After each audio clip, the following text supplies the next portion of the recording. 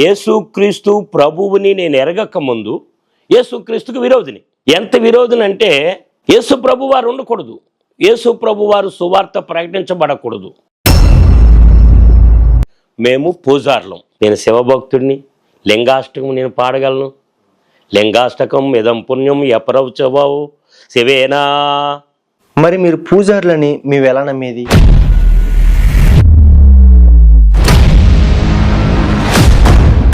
ఓం గణానాన్త్వ గణపతిగం కవిన్ కవీనా యుపవస్త్రవస్త్రమం జ్యేష్ఠరాజ్యం బ్రహ్మణా. విశాఖపట్నం సంజీవ్ నగర్లో క్రైస్తవ శవాన్ని 11:30-12 గంటల మధ్యలో ఆపివేసిన వ్యక్తిని.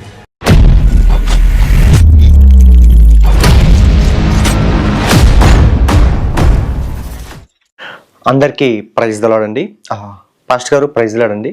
Praise the lord. మీరు తరతరాల నుంచి పూజారి వృత్తిలో ఉన్న మీరు మీ చేతులతోనే అనేకమైన గుడులు కట్టారని చెప్పారు. అటువంటి సందర్భం నుంచి యేసుక్రీస్తు ప్రభుని దూషిస్తున్న వ్యక్తి నుంచి, యేసుక్రీస్తు ప్రభు మా కులస్తుడు దేవుడు కాదు అన్న వ్యక్తి నుంచి నిజమైన దేవుడు యేసుక్రీస్తు ప్రభు అని మీ నోటంట ఎలా చెప్పగలుగుతున్నారు? ఇదే విషయం చూస్తున్న వీక్షకులకు, వింటున్న నాకు కూడా మీ సాక్ష్యాన్ని పంచుకోమని కోరుచున్నాను. తండ్రి యొక్కయు కుమారుని యొక్కయు పరిశుద్ధాత్మ యొక్క నామమున బ్రదర్ జోషి గారి యొక్క ఛానల్కు ముందుగా దైవజనుడుగా ప్రభువైన యేసుక్రీస్తు నామమున శుభములు తెలియజేస్తున్నాను. Praise lord pastor garu. వందనాలండి. Praise the lord. అలాగుననే ఈ యొక్క బ్రదర్ జోషి గారి యొక్క యూట్యూబ్ ఛానల్ను చూస్తున్నటువంటి వీక్షకులైనటువంటి ప్రపంచములోని చూస్తున్న వారందరికీ కూడా ప్రభువైన యేసుక్రీస్తు నామమున శుభములను, నాకంటే పెద్దలైన వారికి, గనులైన వారికి, దైవజనులైన వారికి వందనములను నేను తెలియజేస్తూ ఉన్నాను. ఈరోజు నేను ప్రభువైన యేసుక్రీస్తునకు సాక్షిగా మీ ముందుకు వస్తూ ఉన్నాను. నేను గొప్పవాడును, గనుడును అని చెప్పుకోవడానికి ఈ బ్రదర్ జోషి గారి యొక్క ఛానల్కు నేను రాలేదు.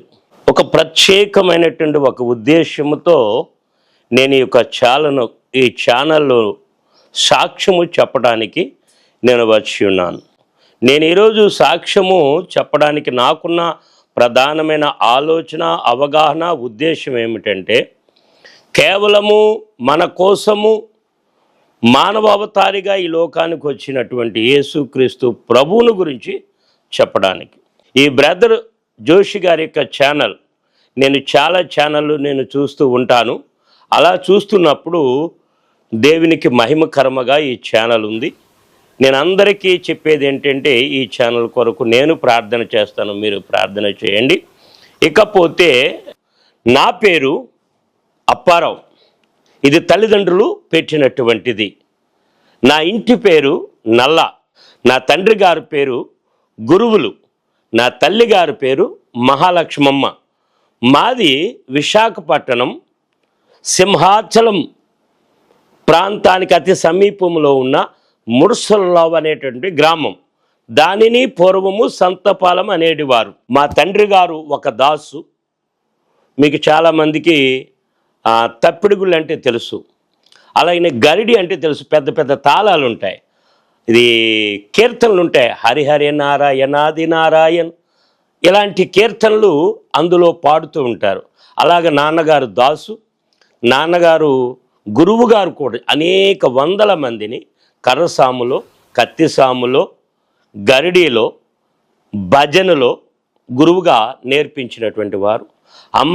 నాన్నగారు అమ్మగారు విశాఖపట్నం హనుమంతు వాక్ ఏరియా, ఇసుక తోట, పెదవాల్టేర్, ఇటువైపు సింహాచలం ఆ ప్రాంతాల్లో పేరు ప్రఖ్యాతలు కలిగిన వారు.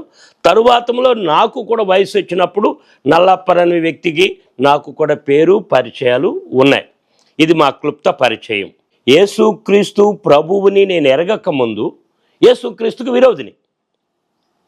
ఎంత విరోధిని అంటే యేసు ప్రభు వారు ఉండకూడదు, యేసు ప్రభు వారు సువార్త ప్రకటించబడకూడదు. ఇదే ఉద్దేశంతో ఈరోజు మిమ్మల్ని అందరిని ఆహ్వానిస్తున్నాను. విపరీతమైన తప్పుడు ధోరణిలో, తప్పుడు ఆలోచనలలో, తప్పుడు ఉద్దేశములలో, తప్పుడు నడవడికలో, తప్పుడు ప్రవర్తనలో నేను ఒక క్రీస్తుకు విరోధిగా జీవించాను, క్రీస్తుకు దూరముగా జీవించాను.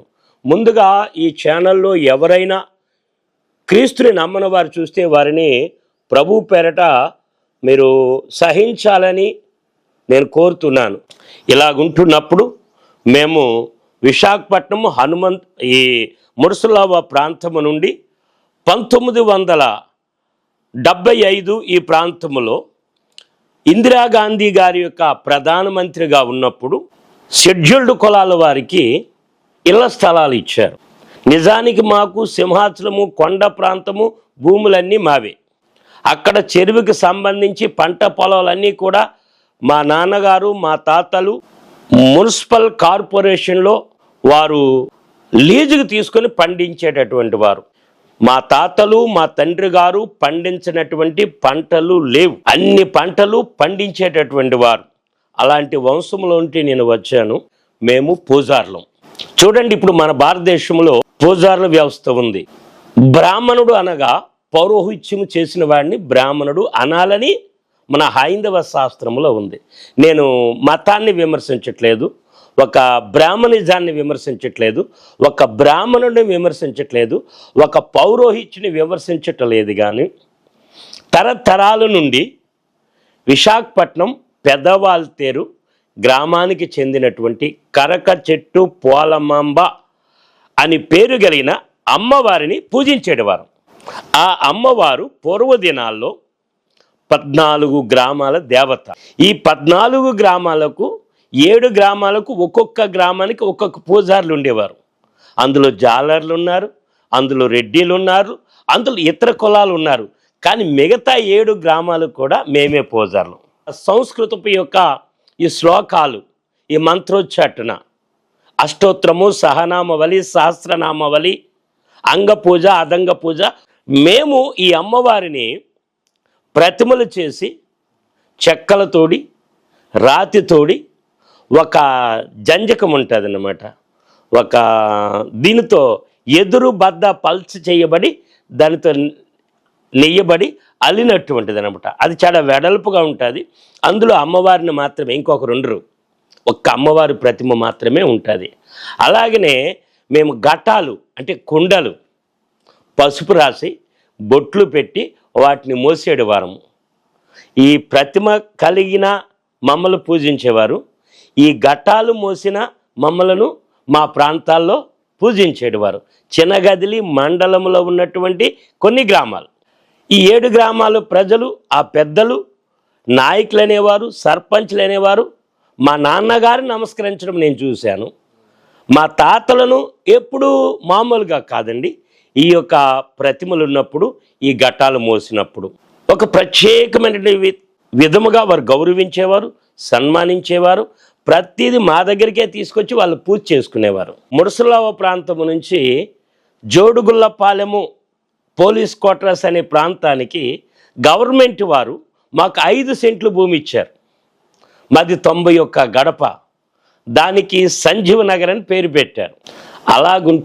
ఆ వీధిలో ఉంటుండగా మిషనరీస్ వచ్చి యేసుక్రీస్తు ప్రభుని సువార్తలు ప్రకటించేవారు. మీరు యేసు ప్రభుని నమ్ముకోండి, మీకు ప్రత్యేకమైనటువంటి చదువులు చెప్పిస్తాం, ఉద్యోగాలు ఇస్తాం, ఇలాంటి అనేకమైనటువంటి యేసుక్రీస్తు ప్రేమను బట్టి వారు చెప్తే, అప్పుడు యేసుక్రీస్తు ప్రభు వారిని వారందరూ కూడా విమర్శించారు, స్వీకరించలేదు. మాకు దేవుళ్ళు ఉన్నారు, ముఖ్యంగా దేవత ఉంది, తీక్షణంగా వ్యతిరేకించారు. మా తల్లిగారితో పాటు నా వరకు నేను పోలీస్ క్వార్టర్స్ అనే ప్రాంతంలో సంజీవ్ నగర్ అనే గ్రామంలో యేసుక్రీస్తు మీద కోపముతో రామాలయములో రోజుకి 3 చొప్పున పూజలు నిర్వహించేవాడిని. నాలాంటి పేరు కలిగిన ఒక సహోదరుడు, నాకంటే వయసులో పెద్దవాడు, రామాలయంలో కూర్చొని ఈ చర్చికి వెళ్తున్న అన్ని వర్గాల స్త్రీలను మా యొక్క నోటితో దుర్భాషలాడేవారం. ఏమని చేసామంటే, ఒక చెడుగా వీరు అన్నా చెల్లి అనుకుంటూ వీరు అక్రమ సంబంధాన్ని కలిగి ఉంటారు, బ్రదర్ సిస్టరు అనుకున్నటువంటి, ఇంకా నోటితో చెప్పజాలని వినజాలనేటువంటి పదజాలాన్ని ఉపయోగిస్తూ ద్వేషించేవారు. రామాలయం కూర్చొని ఇలా ఎక్కువగా కూర్చుండేవారం కాదు. మా పెద్దలు మా పెదనాన్నలు రామాలయమును కొంతవరకు కట్టి వదిలేశారు, పూజలు అయి ఉండేవి కాదు.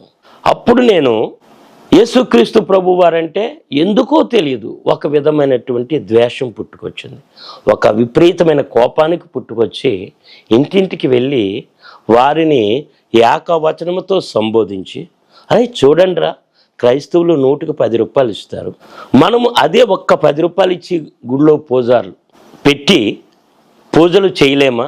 మీరు ఒక 10 రూపాయలు ఇవ్వండి, నేను మీకు పూజ చేయించి మీ ఇంటికి ఇస్తానని చెప్పి వారి దగ్గరికి వెళ్ళి 10 రూపాయలు తీసుకున్నవాడిని. అప్పటికి ఆ గ్రామానికి నెహ్రూ యువజన సేవా సంఘం, నెహ్రూ యువజన సేవా సంఘానికి సెక్రటరీగా నేను ఎన్నుకోబడ్డాను. ఒక నాయకుడిగా నేను నాయకుడిగా ఎన్నుకోబడిన తర్వాత చాలా సంవత్సరాలు అలా ఉండిపోయాను నేను. నిజానికి నాకు పెద్దగా తెలివితేటలేవు ఈ పూజా దేవాలు తప్ప. ఈ అమ్మవారి పూజలు మేము చేసేటప్పుడు ఉపవాసాలు ఉండేవారమండి. నాన్నగారు ఉద్యోగస్తులు, అమ్మగారేమో డైరీ ఫార్మ్ ఎనిమల్ డిపార్ట్మెంట్లో ఉద్యోగస్తురాలు. మాది చాలా పెద్ద కుటుంబం. ఇప్పటికీ మా ఇంట్లో ఏదైనా కథా కార్యక్రమం జరిగితే 3000 నుంచి 3050 500 మంది సమకూర్చబడతారు, విందును మేము చేయాలి. అలాంటి కుటుంబంలో నుంచి యేసు ప్రభు వారు నన్ను క్షమించకూడదు, క్షమాపణ నాకు రాకూడదు, అంతటి దుర్మార్గుడిని, అంతేకాదు చాలా ముండోడిని, చాలా మూర్ఖుడిని, క్రీస్తుకి విరోధుల్లో విరోధిని, పాపులలో ప్రధానమైన పాపిని అంటారు పౌలు గారు. ఆయన గురించి చదివాం, కానీ నా గురించి ప్రపంచానికి తెలియదు ఏంటంటే చాలా దుర్మార్గుడిని, చాలా మూర్ఖుడిని. ఎవరినైనా కొట్టాలంటే కొట్టేయాలి, ఎవరినైనా తిట్టేయాలంటే తిట్టేయాలి. మొదటిగా క్రీస్తులోకి మీ టర్నింగ్ పాయింట్ ఎప్పుడు జరిగిందండి? నా కుమారుడు అపవిత్రాత్మ పట్టుట ద్వారా జ్వరానికి గురయ్యాడండి. ఈ తర్వాత వాంతులు, తర్వాత విరోచనాలు. ఈ విధముగా జ్వరము, వాంతులు, విరోచనాలు నెల నుండి నెల 15 రోజులు కంటిన్యూ అవుతున్నాయండి. నాకు విశాఖపట్నంలో ద్వారకా నగర్లో పేరు కొంచెం చూచాయిగా ఆ రామారావు గారు అనుకుంటాను, స్పెషలిస్టు అని జస్ట్ ఇలా చూస్తాడండి, కనీసం ముట్టుకోడు, టపటప రాసేస్తాడు. 50 రూపాయలు 100 రూపాయలు రాస్తాడు. మరలా 3 నెలల వరకు ఆయన రాసిన మందులు వాడింది ఏదైతే సమస్య వచ్చిందో తిరిగి రాదు. అలా చూపించడం అలవాటు, తాయిత్తులు కట్టించడం అలవాటు, తావీజులు అంటారు.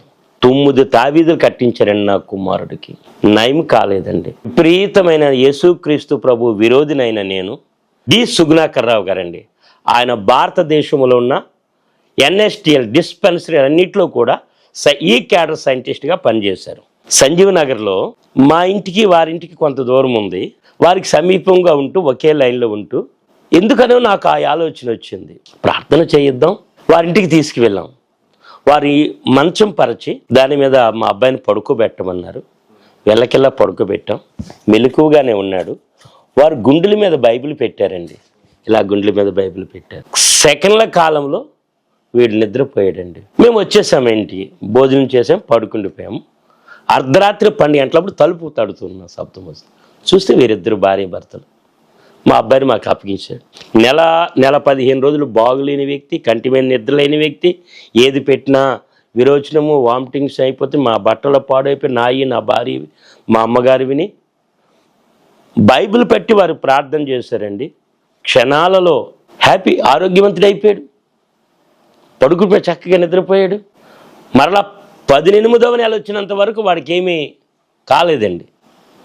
ఈ 18 నెలలు వచ్చేటప్పటికి మరలా అదే జరిగినప్పటికీ సేమ్ సిచ్యుయేషన్ జరిగినప్పుడు మరలా ఇవన్నీ డబ్బులన్నీ ఖర్చు పెట్టేశాడు, 1000 రూపాయలు. మరి మీ కుమారుడికి స్వస్థత వచ్చింది, మరి దేవుని తెలుసుకోలేదని మీరు? తెలుసుకోలేదు, ఒప్పుకోలేదు. అంటే అవసరానికే దేవుడు అంతే. యేసు ప్రభు వారు స్వస్థపరిచారు, ఆ ఆనందం మాకుంది, కానీ మేము స్వీకరించలేదు, అంగీకరించలేదు, గ్రహించలేకపోయామండి. అంటే పిల్లడు బాగుపడిపోయాలి, పిల్లడు బాగుపడిపోయి అంతే. ఎందుకు తెలియదంటే మేము ఉన్న స్థితి అది.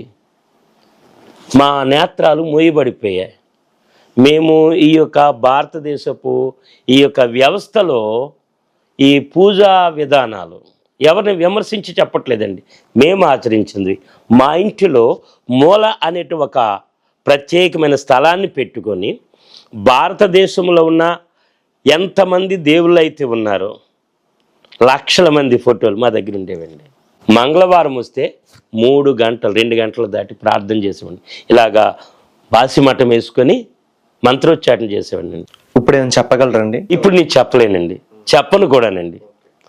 మరి ఆ శ్లోకాలు మీరు చదవలేను అని చెప్తున్నారు, మరి నిజమైన పూజారి అని మిమ్మల్ని ఎలా గుర్తించాలి? ఓకే, మీ మాటను నేను సగౌరవంగా స్వీకరిస్తున్నాను. సహజంగా భారతదేశం యొక్క ఈ పూజా విధానాల్లో వినాయకుడిని మొదటగా పూజించాలి, అది ఒక ఆనవాయి. దానికి సంబంధించి మీకు తెలియజేస్తాను. నేను రాముణ్ణి పూజించాను, అయ్యప్ప స్వామిని పూజించాను, పాటలు కూడా పాడగలను, పోటీలు పడిన పరిస్థితులు కూడా ఉన్నాయి. ఈ వినాయకుడి పూజ విషయంలో పసుపును తీసుకొని ముద్ద చూసి దాన్ని వినాయకుడి బొమ్మ చేస్తామండి. చేసి మొట్టమొదటిగా అంగ పూజ చేస్తామండి, తర్వాత అదంగ పూజ చేస్తామండి, తర్వాత ప్రాణ ప్రతిష్ఠత చేస్తామండి, తర్వాత అష్టోత్తరము, ఇలాగా అవన్నీ కూడా. ఇప్పుడు మీకు ఇది ఒక శ్లోకం నేను మీకు చిన్నది క్లుప్తంగా, ఈ శ్లోకం వల్ల ఎవరిని బాధించాలనేది నా ఉద్దేశం కాదు. నేను చేసిన దాన్ని ఒక్కసారి తెలియచేయడానికి ఇది చెప్తున్నాను. ఓం గణానాన్త్వ గణపతిగం కవిన్ కవీనా యుపవస్త్రవస్త్రమం జ్యేష్ఠరాజ్యం బ్రహ్మణాం, ఇలాగా మంత్రోచ్చాటన చేసేవాడిని. తదుపరి మళ్ళీ రెండవసారి 18వ నెలలో గురవి గారని ఒక రూరల్ RSI రిటైర్డ్, ఇదే జీవరత్నం అన్నని తీసుకొచ్చారు. వీరితో పాటు మాకు పాస్టర్గా సంఘ కాపరిగా ఉన్నటువంటి డి సుగుణాకర్ గారు, సైంటిస్ట్ గారు, ఒక సంచి చేసుకొని రాత్రి వేళ 7 గంటలప్పుడు వచ్చారండి. జీవరత్నం గారు పిలిచారు. వస్తూ మనకి భారతదేశంలో ఒక మాట ఉంటుంది, అతిథి దేవో భవ అని. అది నేను బాగా నమ్ముతానన్నమాట. సార్ నమస్కారం అండి అన్నాను ఎదురెళ్ళి. మంచిది నాయన, నువ్వు పిలిచావంట, ఇదిగో బాబు జీవరత్నం చెప్పారు, ఇదిగో సంఘ పెద్ద గారు గురవి గారు ఎస్ఐ గారు మేము వచ్చాం. అంటే సరే అని చెప్పేసి కుర్చీలు వేసాం. దేవుడు అంటే నేను నమ్మను అని చెప్పారు. మరి రెండోసారి కూడా మీ కుమారుడికి బాగున్నప్పుడు మరి పాస్టర్ గారిని ఇంటికి ఎందుకు పిలిపించారండి? చాలా మంచి ప్రశ్న సార్. నా ద్వారా నాలాంటి యేసుకు దూరమైన వారందరూ తెలుసుకోవాల్సిన విషయం, నేను పూజించినటువంటి, నేను ఈ శ్లోకాలు పాడినటువంటివి ఎవరి వల్ల కాలేదండి బాగు చేయడం. సంజీవ నగర్లో మేము ఇల్లు కట్టుకోవడానికి స్థలం అమ్మేసినటువంటి గొల్లలండి, మన్యాల ఆది అమ్మగారని షిరిడి సాయిబాబా భక్తురాలండి. మా అబ్బాయికి బాగులేదు, మిట్ట మధ్యాహ్నము, మా ఫ్యామిలీ అంటే వాళ్ళకి చాలా అభిమానం. షిరిడి నుంచి పోస్ట్ మ్యాన్ గారు విభూతి పంపించారు, ఆవిడ చేతికి ఇచ్చారు. ఆవిడ ఆ విభూతి తీసుకొచ్చి మా అబ్బాయికి రాసింది బాగుండాలని. నేను ఈ తావీదులు కట్టించాను, పతులు వేయించాను, పూజలు చేశాను. నా తల్లి మహానిష్ఠాగరిష్ఠురాలండి. నేను శివభక్తుడిని, లింగాష్టకం నేను పాడగలను. లింగాష్టకం ఇదం పుణ్యం ఎపరవుచవావు శివేనా, ఇవన్నీ పాడేటటువంటి నన్ను ఏవి చేయలేకపోయే. మా అబ్బాయిని ఎవ్వరూ కాపాడలేకపోతున్నారు, ఎవరి వల్ల కాలేదు. 9 తావీదులు కట్టించాం, ప్రయోజనం లేదు, పతులేయించాం. అప్పుడు వచ్చిన ఆలోచన, ప్రార్థన చేయిద్దాం. మేము వ్యతిరేకంగా ఉన్నామన్న సంగతి మర్చిపోయాం. నా కొడుకు బాగుండాలి. మొత్తం భారతదేశంలో అన్ని ప్రయత్నాలు చేసేసామండి. అంటే మరలా దేవుని టెస్ట్ చేద్దామని పిలిపించారు. మీరు అన్నట్లు అలాగే అనుకోండి, చూద్దాం ఒకసారి ఏమైపోతుంది అన్న ఒక ఉద్దేశమే తప్ప, నమ్ముకోవాలి ఆయన నిజమైన దేవుడు, ఆయన బాగు చేస్తాడు అన్న ఒక విశ్వాసం అయితే కాదు. నిజమైన మాకు విశ్వాసం లేదండి. మా అబ్బాయిని బాగు చేసింది మా విశ్వాసం కాదండి. మొదట బ్రదర్ జీవరత్నం, జ్యోతి అనే వారి భార్య భర్తలు ప్రథమముగా వారు మా మీద, మా బిడ్డ మీద బ్రతకాలనే కాంక్ష, వారి విశ్వాసమైన ప్రార్థనే. మనకి యాకోబు పత్రిక 5వ అధ్యాయంలో విశ్వాస సహితమైన ప్రార్థన ఆ రోగిని స్వస్థపరచదు. మా విశ్వాసం కాదండి, ఆ దైవజనులు, ఆ భార్య భర్తలు విశ్వాసులుగా ఉండేవారు. కూర్చున్నారు, డ్రింకులు తెచ్చి ముందు డ్రింకులు ఇచ్చామండి. వద్దులే నాయన, సార్ తాగండి. లేదు నేను ప్రార్థన పిలిచా కదా, ప్రార్థన చేస్తాను. సహజంగా యేసు ప్రభుని నమ్ముకున్నవారు లేదా పాస్టర్ గారు ఏం చెప్తారు, ప్రధానముగా వాక్యానికి విలువిస్తారు. వారు వాక్యం తీసి చెప్తున్నారు. బ్రదర్ జోషి గారు, నాకు దేవుడికే నిజం, మీరైనా వీచక్షులైనా నమ్మమని ప్రభు యేసుక్రీస్తు వారి పేరట కోరుతున్నాను. నాకు కావాల్సింది వాక్యం కాదండి, నా కుమారుడికి స్వస్థత, నా కుమారుడికి బాగోవడం. యేసు ప్రభు మాకెందుకండి? ఆయన ఎవరైతే మాకెందుకు? మాకు దేవుళ్ళు లేరా? ఆయన వాక్యం చెప్పారు. ఈ చెవిలో వింటున్నానండి, ఈ చెవిలో వదిలేస్తున్నాను, ఈ చెవిలో వింటున్నాను, ఈ చెవిలో వదిలేస్తున్నాను. మా ఎవ్వరికి కూడా వీళ్ళు ఎప్పుడు ప్రార్థన చేసి వెళ్ళిపోతారనే ఉంది, నాకు, నా భార్యకు, నా తల్లికి, అందరికీ. నా తల్లి అయితే వద్దనిసింది. అది ఎందుకు పిలిచా? వద్దు, మనం ఏదో చేసుకుందాంలే, బాగు చేసుకుందాంలే అని ప్రార్థన చేసి తైలం తీసి నిలువెల్లా రాశాడండి. ఆయన తైలం ఉపయోగించి ప్రార్థన చేస్తుండగానే బాబు బాగు అయిపోయాడండి, పడుకుండిపోయాడండి. మేము భోంచేసాం, పడుకుండిపోయాం. నాకు తెల్లవారి విశాఖపట్నం రైల్వే స్టేషన్కి ఆటో బాడుగు దొరికితే నేను తీసుకొని వెళ్ళిపోయాను. తెల్లవారి వెళ్ళి నేను మధ్యాహ్నం 11-12 గంటలకు ఆటో మీద వస్తున్నాను. నా ఎదురుగా బట్టలు లేకుండా ఒక చిన్న పిల్లవాడు పరిగెత్తుకుంటూ వస్తున్నాడు. వేమన గారు అంటారు, స్థానం బలిమి కానీ తన బలిమి కాదయ్యా అంటారు. సంజీవ్ నగర్లో నేను స్థానికుడిని. నేను తిడుతూ ఉన్నాను. ఎందుకు ఈ మాట అన్నానంటే, వాళ్ళ నాన్నని వాళ్ళ అమ్మని తిడుతున్నాను. ఎదురుగా పరిగెత్తుకుని వస్తున్నాడు పిల్లోడికి. చాలా డిస్టెన్స్ ఉంది నాకు అబ్బాయికి. నా ఆటో ఎదురుగా పరిగెత్తుకుని వస్తున్నాడు. నేను తిడుతున్నాను. నా స్వభావం అటువంటిది కదండి, చెడ్డ స్వభావం. తీరా మోసి నా ఆటో దగ్గరికి వచ్చాడు. నేను స్లో చేసిన ఆటో పడిపోతాడేమో, నా ఆటో కింద పడిపోతాడేమో భయంతో. ఎవరో కాదండి అబ్బాయి, నా కుమారుడే. ఇప్పుడు నేను తిట్టింది ఎవరిని? నన్ను, నా భార్యనే తిట్టుకున్నాను. నెల 15 రోజులు, మొదటి కంటే ఎక్కువ రోజులు బాగులేని వ్యక్తి, నిలవబడ్డానికి బలం లేని వ్యక్తి, కూర్చోబెడితే కూర్చోలేని వ్యక్తి, పడుకుంటే మగతగా సోలిపోయినటువంటి వ్యక్తి పరుగులెత్తుతున్నాడు ఒక రన్నర్ లాగా. మరి రెండోసారి మీ కుమారుడు స్వస్థపడ్డాడు, అప్పుడైనా దేవుని తెలుసుకున్నారండి? తెలుసుకోలేదు, ఒప్పుకోలేదు. అంటే అప్పుడు తెలుసుకోలేదు, మరి దేవుని మీరు ఎలా అంగీకరించారండి? నా భార్యకు సరైన ఆరోగ్యం లేదు, నా పెద్ద కుమార్తెకు సరైన ఆరోగ్యం లేదు, నా చిన్న కుమార్తెకు సరైన ఆరోగ్యం లేదు. దురాత్మ పట్టడము లేదా బాలాగ్రహ పట్టడము, ఏదో విధమైన జ్వరపీడితులు అవ్వడము, వామిటింగ్స్ అవ్వడము, విరోచనాలు అవ్వడము జరుగుతుండేవి. నా సంపాదన, నేను ఆటో డ్రైవర్ని.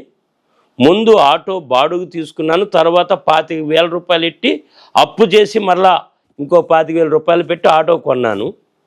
ప్రతిరోజు 1000 రూపాయల నుంచి పైబడే సంపాదించేవాడిని 2 పూట్ల కూడా. కానీ నా సంపాదన యావత్తు నా బిడ్డల యొక్క ఈ యొక్క అనారోగ్యానికి, ఈ వ్యాధులకి ఖర్చు చేసేవాడిని. తావీజుల రూపంలో, డాక్టర్ గారికి ఫీజుల రూపంలో, ఇంజెక్షన్లు, మాత్రలు కొన్నటువంటి రూపంలో నా భార్య పడిన బాధలు, నా బిడ్డల పడిన బాధలు, నా సంపాదన అంతా క్రమేపీ హరించుకుపోయింది. ఆస్తిపరులు, భూములు ఉండేవి, నా పేరున ఇల్లు ఉండేది. అది ఈరోజు రమారమి 10 కోట్లు. విశాఖపట్నం విశాలాక్షి నగర్లో సెంటి భూమి 3 కోట్ల పైన. మా అమ్మగారి పేరు మీద ఇల్లు ఉండేది, అది కూడా పోయిందండి. నా భార్యకు పచ్చకామర్లు వచ్చేసాయి, ఉబ్బు కామర్లు వచ్చేసాయి. నా పెద్ద కుమార్తెకి పచ్చకామర్లు వచ్చేసాయి. ఎప్పుడు చూద్దామని నా కుటుంబం అంతా కూడా వ్యాధులకు గురైపోతుండేది. విసిగిపోయినటువంటి సంఘటన భయంకరంగా ఉండేదండి. ఏం చేయాలో తెలీదు, ఎవరి దగ్గరికి వెళ్ళాలో తెలీదు. కానీ యేసు ప్రభు గురించి అస్సలు ఆలోచించలేదు. పతులకి వెళ్దామా, ఎక్కడ బాగా పత్తేస్తారని ఆలోచన చేసేవారు, ఏ డాక్టర్ బాగున్నాడా అని ఆలోచన చేసేవారు. ఇలాగున్నప్పుడు ఎప్పుడూ నా కుటుంబంలో, వారికే కాదండి, నాకు కూడా బాగాలేదు, నాకు కూడా సరైన ఆరోగ్యం లేదు. తెల్లవారి లేవాలంటే గగనం అయిపోయేది, కిందన అడుగు పెట్టాలంటే గగనం అయిపోయేది. కానీ ఎవరికి చెప్పేవాడిని కాదు, చెప్తే ఎక్కడ నవ్వుబాటు అవుతారేమో. నాలో ఒక విశ్వాసం, ఖచ్చితంగా నేను చచ్చిపోతాను, నా చర్మం పట్టుకుంటే ఊడిపోతుంది. ఏది గట్టిగా వస్తువు పట్టుకోలేకపోయేవాడిని, గట్టిగా నడవలేకపోయేవాడిని, గట్టిగా పని చేయలేకపోయేవాడిని. కానీ ఎవరికి చెప్పేవాడిని కాదు. మొండుతనంతో నేను తిరుగులాడేసేవాడిని. నా భార్య బిడ్డల గురించి ఆలోచన చేసేవాడు. ప్రతి నెలసారి 5 రోజులు నా భార్య బాధపడేదండి. రిబ్బన్లు, పాత గుడ్లు పీలికిలి చేసి తొడలకు, పిక్కలకు, చేతులకు ఇలా చూసారా తలకి బిగించి కట్టుకుంటారు. ఆ నొప్పి మ్యాగ్రోన్ నొప్పేది అంటారు కదా, అలాంటి నొప్పి పడేది. 5 రోజులు బాధపడేది. నాతో కట్టమది గట్టి ఎరించి కట్టమనేది. పిక్కలకి భర్తను కదా, ఈ చేతులకి, ఈ ఆర్మ్స్కి, ఈ కండరాలకి కట్టమనేది. నేను కట్టేవాడిని విరించి నాకున్న బలాన్ని బట్టి. ప్రధానంగా మేము కోల్పోయింది ఆరోగ్యాన్ని కోల్పోయామండి. అప్పటికి నేను చెడు తిరుగులు కూడా తిరిగాను. విశాఖపట్నం, జ్ఞానాపురం ఏరియాలో కొన్ని చెడు తిరుగులు కూడా తిరిగాను. ఒకవేళ అందువల్ల నా ఆరోగ్యం పాడైపోయింది. నాకు ఎయిడ్స్ ఏదో వచ్చేసిందేమో, మరొక జబ్బు వచ్చేసిందేమో. సరే, ఎవరు చెప్పుకుంటే నేను ఒక స్త్రీతో వివాహమైన నేను అక్రమ సంబంధం పెట్టుకున్నప్పుడు నాకు సుఖవ్యాధి సోకింది. ఆ సుఖవ్యాధి ఎలా అంటే నా యొక్క మూత్రం పోయేది, తెల్లని బట్ట వచ్చేసేది, నా యొక్క ఇంద్రియం అంతా కూడా నా యొక్క అవయవము చుట్టూ వచ్చేసేదండి. అది డ్రాయర్కి అయిపోతుండేది. నా భార్యకి కూడా చెప్పేవాడిని కాదు. దొంగసాటిని ఉతికేవాడిని అండి. డ్రాయర్లు అవి కూడా నా వరకు నేను ఎవరికి అంటే తేలుకుట్టిన దొంగ అంటారు. నా బ్రతుకు అలాగే అయిపోయింది. ఎంతలాగున్న యేసు ప్రభుని ద్వేషించడం మానలేదు. యేసు ప్రభుకి విరోధముగా విశాఖపట్నం సంజీవ్ నగర్లో క్రైస్తవ శవాన్ని 11:30-12 గంటల మధ్యలో ఆపివేసిన వ్యక్తిని, గ్రామ దేవత పేరు మీద వినాయక చవితి, శ్రీరామనవమి, పోలమమ్మ పండుగలకు క్రైస్తవుల దగ్గరికి వెళ్ళి మీరెందుకు చందా ఇవ్వరు, మీరు ఉద్యోగం కోసము మా ఎస్సీ ఓడి పేరు పెట్టుకుంటారా, పండగలకు డబ్బులు ఇవ్వరా అని మూర్ఖంగా మొండిగా వారితో మాట్లాడేవాడిని. వారు డబ్బులు ఇస్తే కానీ ఒప్పుకునేవాడిని కాదు. వారు నాకు భయపడి ఇచ్చేవారు, నా మొండితనానికి భయపడి ఇచ్చేవారు, బాధించేసేవాడిని. చాలా రకాలుగా వారు నీచంగా కూడా మంచికి మంచితనం కూడా ఉండేది, గౌరవానికి గౌరవం కూడా ఉండేది. కానీ యేసు ప్రభు దగ్గరికి వచ్చేటప్పటికి మాత్రం ఎందుకో తెలీదు ఒక రకమైన మూర్ఖత్వాన్ని, ఒక రకమైన మొండుతనాన్ని చాలా దారుణంగా చెప్పకూడనటువంటి, వినలేనటువంటి పదజాలాన్ని ఉపయోగించేవాడిని.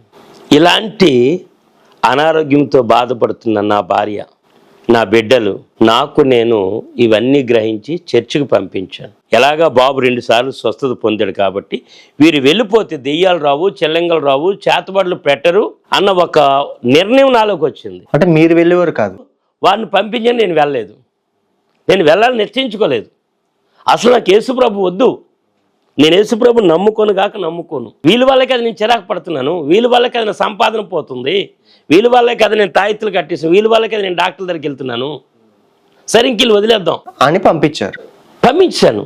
ఏది, నా శరీరంలో ఆరోగ్యం లేకపోయినా, నా చర్మం ఊడిపోతుంది అనుకున్నా, భయంకరమైన నడుము నొప్పి ఉండేది మేడజాల నుంచి తుంటు వరకు కూడా. ఇలా కూర్చోలేకపోయేవాడిని, తీక్షణమైన నొప్పి. ఇప్పుడు వారు ఎప్పుడైతే చర్చికి వెళ్తున్నారో నా భార్య ప్రతి నెల పడిన బాధలు తగ్గిపోయాయి. నా పిల్లలకి వామిటింగ్స్ కానీ, విరోచనాలు కానీ, ఈ దురాత్మలు, దెయ్యాలు పడడం కానీ ఆగిపోయాయి. ఇవి నేను కొన్ని వారాలు గమనించాను. ఎప్పుడైతే నేను నా భార్య బిడ్డలను, నేను నా కుమారుడు విషయంలో చర్చికి పంపించడం మొదలుపెట్టానో ఆ మరుసటి వారము దెయ్యాలు లేవు, జ్వరాలు లేవు, వామిటింగ్స్ లేవు. నా సంపాదనలో ఒక 100 రూపాయలు ఖర్చు పెట్టలేదు. మొదటి వారం, 2వ వారం, 3వ వారం, 4వ వారం నా సంపాదన నా దగ్గర ఉంది. హ్యాపీగా ఇప్పుడు చేపలు, మాంసము, యాపిల్స్ ఇవన్నీ తెచ్చుకుంటున్నాం. అంతకుముందు కొనడానికి ఏమి ఉండేవి కాదు డబ్బులు. ఇది నాలో ఒక రకమైన ఆలోచన పుట్టుకొచ్చింది. ఇలాగుంటుండగా నేను నమ్ముకోదలుచుకోలేదు, అప్పటికి నమ్ముకోదలుచుకోలేదు, నేను నమ్మనని భీష్మించి కూర్చున్నాను. అలాంటి స్థితిలో నా తమ్ముడు కొడుకు బాగాలేదు. ఉమ్మడి కుటుంబం, పెద్దవాడిని అయ్యాను కాబట్టి నా తమ్ముడు కుమారుడిని క్రీస్తు యొక్క సంఘం Hanumanthuvaka police quarters road D Sugunakar Rao garu scientist పాస్టర్గా ఉన్నటువంటి చర్చికి తీసుకెళ్ళాను. మరి మీకు కూడా అనారోగ్యం ఉంది కదా, మరి మీ గురించి ఎందుకు ప్రార్థన చేయించుకోవడానికి వెళ్ళలేదు అక్కడికి?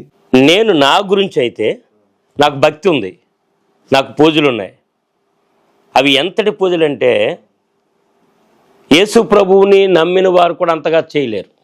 అదే నా నమ్మకం. నా దేవుడు నమ్మని బాగు చేయడా? మరి వీళ్ళ దేవుడు బాగు చేస్తున్నాడు కదా. నేను ఎంత పూజలు చేస్తున్నాను, మంత్రోచ్చాటనలు చేస్తున్నాను, డబ్బులు ఖర్చు పెడుతున్నాను. వాస్తులంటే పిచ్చి, పిల్లి ఎదురు రాకూడదు, విధవరాలు ఎదురు రాకూడదు, ఇన్ని మూఢనమ్మకాలు ఉండేవి నాకు. ఇలాంటి స్థితిలో నా దేవుళ్ళు యేసు ప్రభు కంటే గొప్పవారు.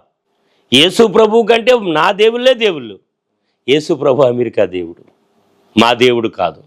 నా దేవుడు ఖచ్చితంగా నన్ను బాగు చేస్తారు. అలాంటి స్థితిలో నా తమ్ముడు కొడుకు బాగాలేదు. వీడిని తీసుకెళ్ళాను. పాస్టర్ గారు సుగుణాకర్ రావు గారు, నాయన బాగున్నావని పలకించారు. సార్ వందనాలు సార్, బాగున్నావా అన్న. నమస్కారం సార్. నమస్కారం సార్ అన్న. మంచిది నాయన అంటూ వారు ఏమడిగారంటే, నాయన నీ భార్య పిల్లలు వస్తున్నారు కదా, నువ్వెందుకు రాలేదు, నువ్వు నాకు మాట ఇచ్చావు కదా అని అడిగారు. నువ్వు మాట ఇచ్చావు కదా అన్నారు. ఇచ్చాను సార్ అని. మరి నువ్వు ఎందుకు రాలేదన్నారు. అప్పుడు నవ్వే ఏం చేసినంటే, సార్ రేపు శ్రీరామనవమి వస్తుంది, అది నేనే చెయ్యాలి. పోలమం పండుగ వస్తుంది, మేము పూజారులు కదా, మేమే చెయ్యాలి. తర్వాత మాకు మొక్కుబడి ఉంది, తిరుపతి వెళ్ళేసి రావాలి అని అన్నాను. ఆయన నవ్వన్నారు, ఇదేంటి నాయన, సృష్టికర్త యేసుక్రీస్తు ప్రభు, మీరు ఎవరు సృష్టికర్తలు కాదు. నువ్వు బాధపడతావు నేనంటే. నేను సృష్టించిన దేవుడు ఎవరో నువ్వు తెలుసుకోవట్లేదు. ఇదిగో సృష్టిలా జరిగింది, నువ్వు చెప్పిన విధానం కాదని ఆయన ఆదియందు భూమి ఆకాశం సూచించబడిన మాటలు చదువు. నాకు అప్పుడు అవి తెలియదు. నాకు ఇప్పుడు చదివాను కాబట్టి తెలుస్తున్నాను.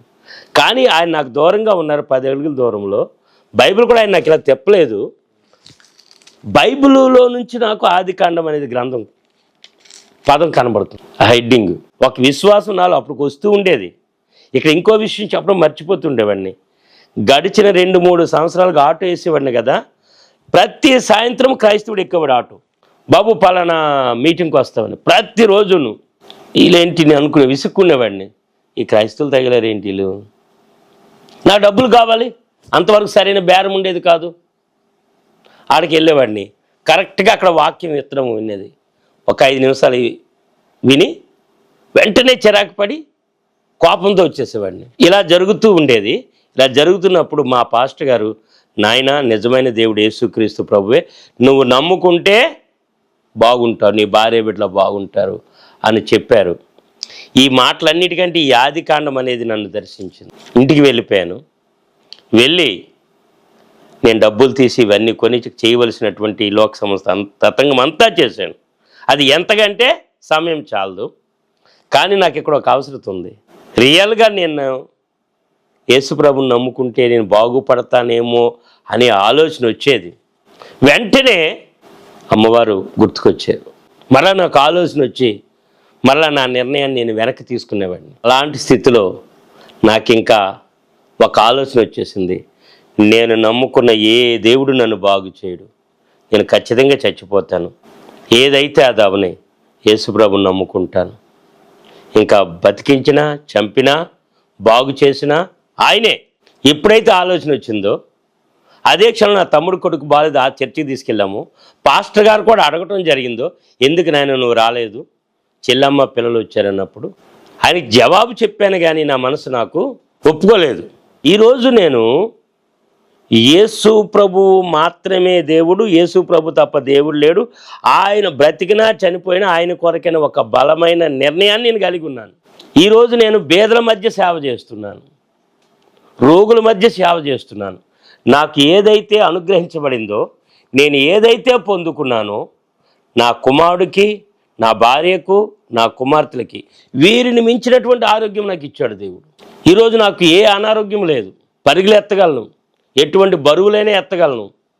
నా చర్మము ఎవ్వరు ఎంత గట్టిగా లాగినా ఇప్పుడు ఊడిపోయే పరిస్థితి లేదు. ఇదే విషయాన్ని ప్రతి వ్యాధిగ్రస్తుడికి చెప్పాలి. యేసు ప్రభుని నమ్ముకోనండి, ఆయన స్వస్థపరిచే దేవుడు, ఆయన బాగు చేసే దేవుడు, ఆయన బ్రతికించే దేవుడు. అంతేకాదు కానీ మన పాప విమోచకుడు, మన పాప భారమును మోసినవాడు, మన కొరకు చనిపోయి, నేను బైబిల్ చదువుకున్నాను, ఇది దేవుని ఆత్మ నాకు నేర్పించింది.